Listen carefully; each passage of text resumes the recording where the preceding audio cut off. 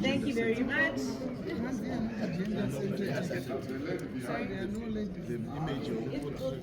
Very thankful to His Excellency Dr. Emmerson Mnangagwa for bringing up the devolution and decentralization agenda to our country with the coming in of the Second Republic.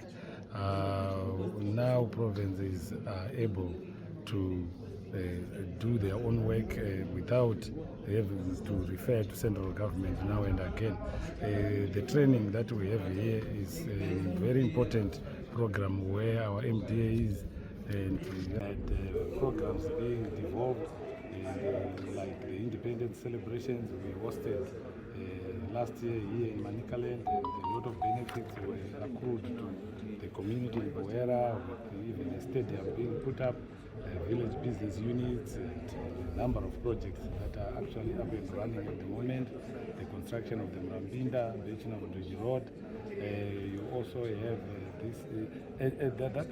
last year we commissioned 37 projects that I personally commissioned, and the other projects that were commissioned were at the Presidium with other stakeholders.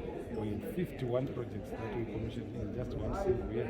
As we speak right now, we have over 30 projects for this year, and 3/4 of these projects are as a result of devolution funds that we receive from the central government, every led by our leader, Emmerson Mnangagwa.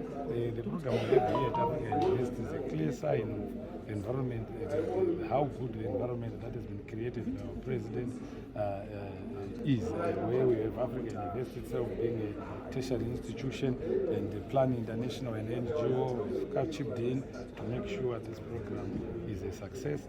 And this is what our president has always said: let's build our own country brick by brick, stone by stone, together, leaving no one and no place behind. I thank you.